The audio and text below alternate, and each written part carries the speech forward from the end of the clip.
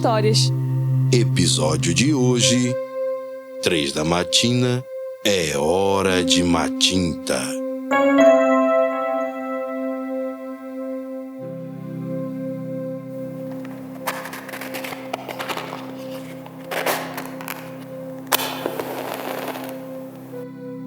Meu nome é Chico Bara e essa história que eu vou contar aconteceu de verdade.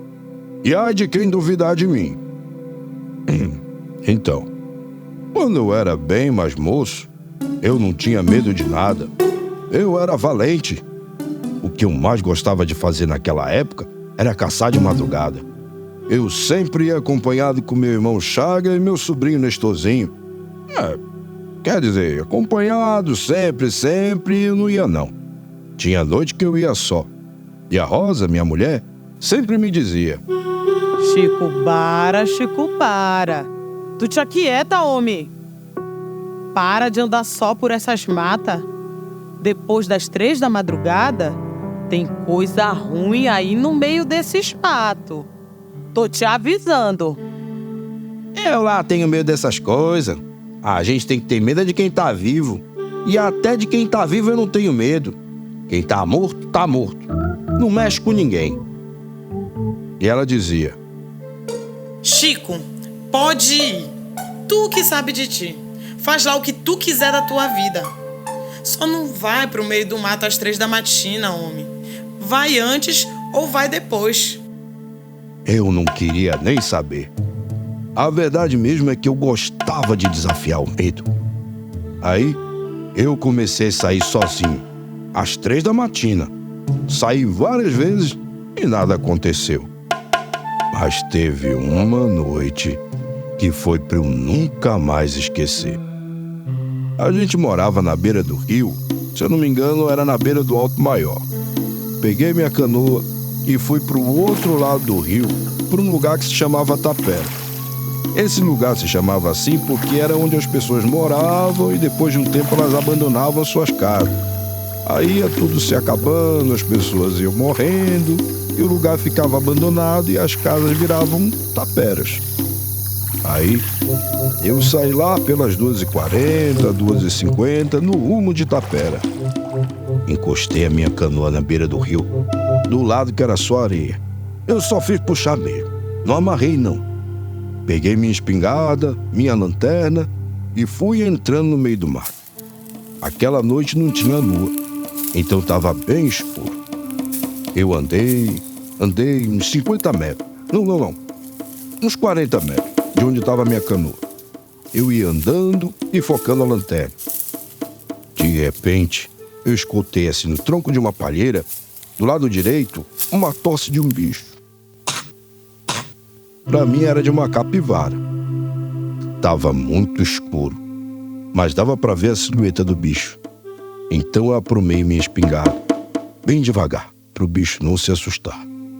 Peguei a minha lanterna e foquei em direção de onde eu tava ouvindo o som. Mas quando a luz da lanterna bateu no bicho,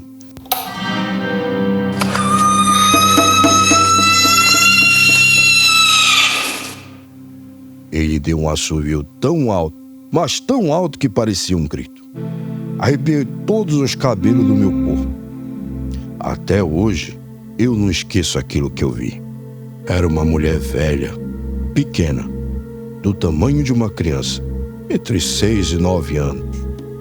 Cabelo comprido, desgrenhado, todo na cara. Era bem ralinho assim. Ela tinha umas roupas velhas, tudo rasgada. E as mãos e os pés dela eram muito grandes pro tamanho dela. O corpo era todo cheio de ruga, a pele dela era toda acinzentada, assim, com tom quase vermelho. E ela estava comendo alguma coisa assim que eu não lembro direito o que era, mas parecia uma manga. Mas o que mais me arrepiou é que ela tinha só um olho. Ou pelo menos era o que eu conseguia enxergar. Um olho. Na hora, eu fiquei todo paralisado, tanto que eu nem consegui mais fechar os olhos. Comecei a sentir meu corpo ficar todo dormente e inchado. Senti a minha cabeça do tamanho do mundo. O meu cabelo ficou todo arrupiado. Meus pés ficaram muito pesados. Eu não conseguia me mexer por nada. Aí a velha, o bicho lá, saiu do foco da lanterna e veio para perto de mim. Não conseguia enxergar ela, mas eu sentia ela do meu lado, como se ela estivesse se pendurando no meu ombro, querendo chegar no meu ouvido. Aí ela começou a cochichar, só que eu não conseguia entender nada. E ficou assim por muito tempo. Eu não sei nem dizer por quanto tempo fiquei naquela situação. Mas para mim, parecia que eu tinha passado a noite toda daquele jeito, mas sem amanhecer. Aí, aquilo não me deixava de jeito nenhum. Comecei a pensar que tinha chegado o meu fim, tinha chegado a minha hora. Aí eu comecei a pensar na Rosa, nas crianças que iam crescer sem pai, na necessidade que elas iam passar. Pensei no meu irmão Chagas, no meu sobrinho Nestorzinho, que era meio leso, mas era valente que só. Aí, eu comecei a tentar me mexer. Tentei que consegui mexer o pé.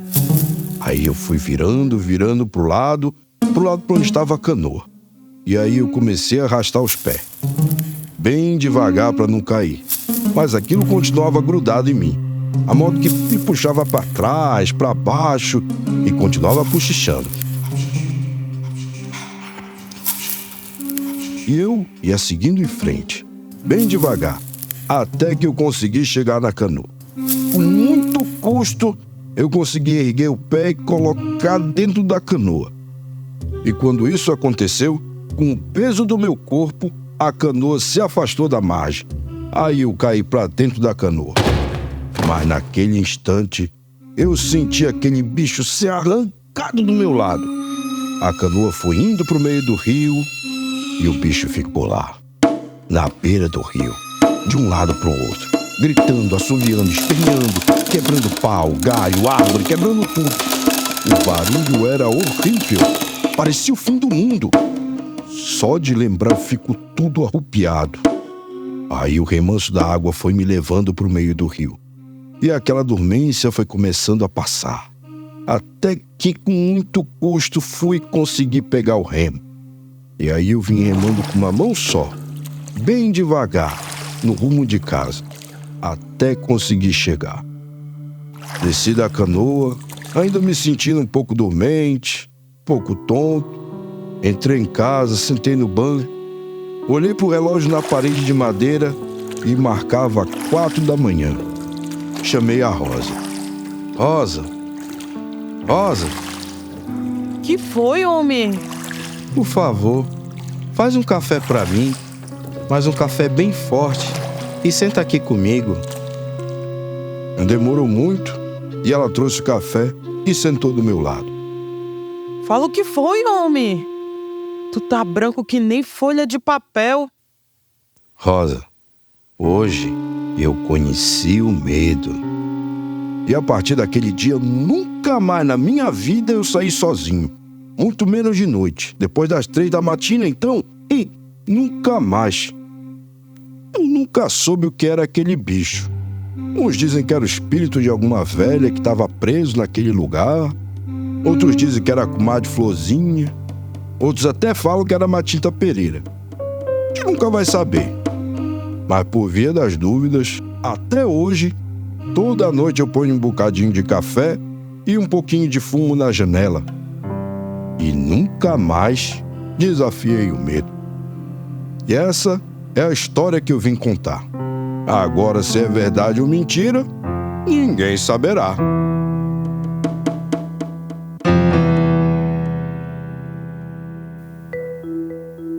Esse episódio é inspirado nas histórias de Raimundo Bragança.